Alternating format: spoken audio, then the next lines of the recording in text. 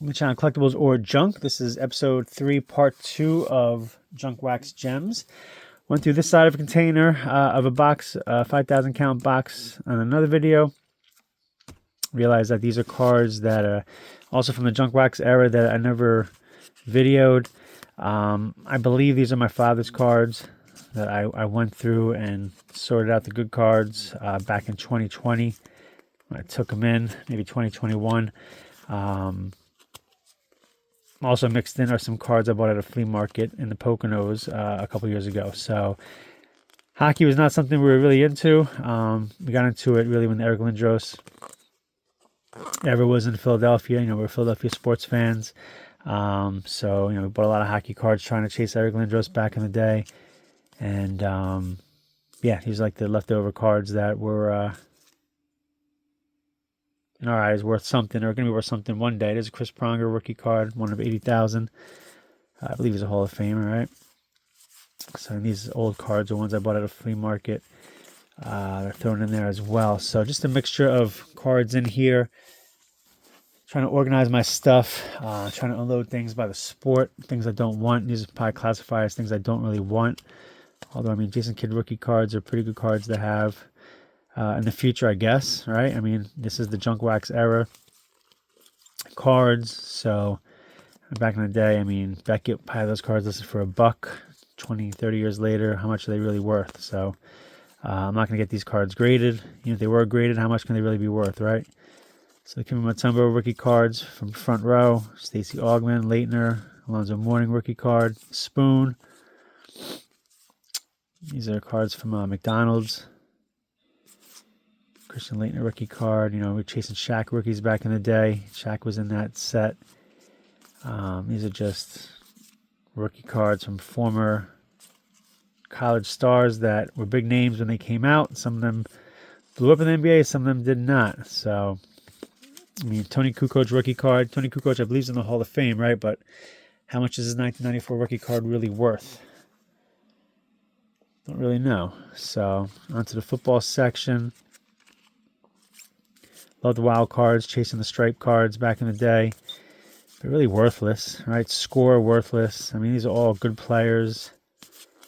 The rookie cards are Hall of Famers or superstars, and just what do you do with them? I mean, Rebecca Lobo, these old Flair cards I got from that flea market buy in the Poconos a few years ago, which I did a video on already, so I'll just go through this pretty quickly, but still pretty cool to have. I never had any basketball cards from that time frame.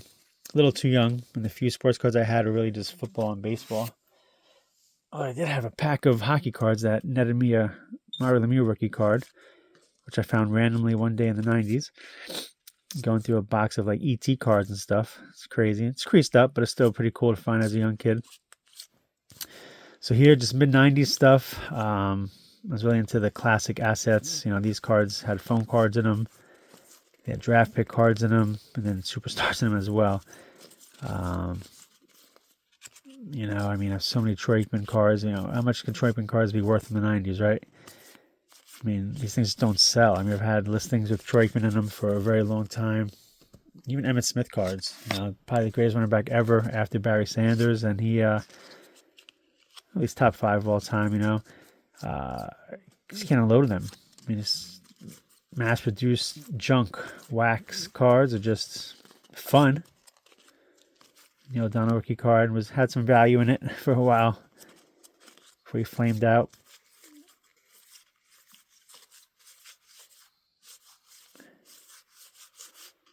Jeff George. Had some good years. Guess he was that era's Jim McMahon. Printed proof card, number 1 out of 349. But James Stewart never really panned out, so how much can that card be really worth? Janet Carter, tragedy. Blew his knee out his rookie year, and it was never the same. He's probably my all-time favorite college football player. The Penn State team that got robbed of the national championship was my favorite team of all time. Well, I did stay up to watch the 86 team that beat Miami for the championship. There's all kinds of errors in these Pro Set cards. I don't even know where to look for them, if they're even real errors or not. But yeah, so here we have the kid. Tons of Ken Griffey Jr. cards. Only Griffey cards I ever sold was 90 Tops cards. Like, dummy. I mean, I made some bad decisions during COVID. I unloaded like a bunch of his 90 Tops cards for like 20 bucks. It's probably 12 of them. Probably the dumbest thing. One of the dumbest things I did in regards to selling.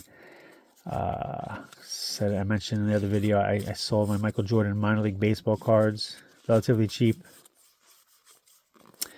And these are probably $20, $30 sales, which during COVID came in handy. But of all the things I got rid of over the years, I mean, to get rid of the 90 Tops Griffey was just stupid. And I regret that. So some superstars here: Nolan Ryan, Ken Griffey Jr., Cal Ripken Jr. They were the big names of the mid-90s before the home run race. The steroid boys got everybody jacked up. Barry Bonds was on the come up during that time. He had a couple of MVPs already, but he really wasn't the huge name yet. I guess he was probably number 4 on the list after Griffey and Cal and Nolan Ryan. What can these mid to early 90s overproduced cards really be worth, right? And it's just duplicates upon duplicates upon duplicates. If I have tons, what other people have. So, more Ken Griffey Jr. There's some other guys here. Yeah, these older cards were in that flea market find in the Poconos. This is interesting. I did go through this box, some of these boxes the other day. It's an interesting cut on this card. BJ Soroff, and another one had the same cut. I was wondering if this was from the back of a wax box or just a bad cut or what. I mean, are bad cut cards worth anything? There was another one too. Take my word for it. I don't know what happened to it. Maybe it's just BJ. Who knows? Are they worth anything? I mean, that one has dinged up corners, so probably not. And these were all literally in a shoebox that I bought from some old guy in the Poconos. 20 bucks for the whole box. Just gonna go breeze through these. But yeah, junk wax cards at their finest. These were the best cards from that Poconos find. Really bought it for these older basketball cards. I don't have any from that era, like I said. And then we have here, what else we got here? Some Pogs. Barry Sanders cards. So probably the greatest running back of all time. Retired kind of early. All Barry Sanders cards. Looks like from 1991 to 94 maybe 95. Bulk of my football card collecting was 93, 94, 95. It's a cool card. So what do I do with 35, 50 Barry Sanders cards from the junk wax era? What do I do with them? Do I hold on to them for my kids? Just show them how, greatness? Do I keep them for fun? Do I get rid of them because they take up space? What do I do? It's a cool card. It's also a cool card. A little dinged up though. What would you do, guys? I mean, there's some bona fide stars here with Griffey and Bonds and Barry. Brings back memories. I mean, all those cards were worth something back in the day. And I have some Slurpee chips. Donnie Baseball, Barry Bonds, the great Kevin Maz, Dale Murphy on the Phillies, Frank Viola on the Mets, Doc, the great Greg Jeffries, Dave Winfield. And then we have the Pogs, which I'll go through in a separate video. And these are just a waste of cards. As I mentioned in the last video, part 1 of my collectibles, I was really into front row basketball cards, 92 front row basketball cards. If I go back in time, I would have loaded up on baseball instead of basketball, because baseball had Ken Griffey Jr. had Derek Jeter in it, instead of wasting my money on these guys. Which, no disrespect to them, great athletes. They're fun guys to collect back in the day, but Derek Jeter was cards are worth way more than these guys. So that's it. Thanks for watching, guys. Clean My Collectibles, episode 3, part 2. As I finish up this box, let me know what you think.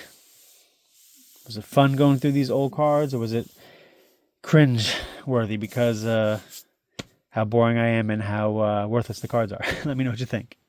Peace, guys.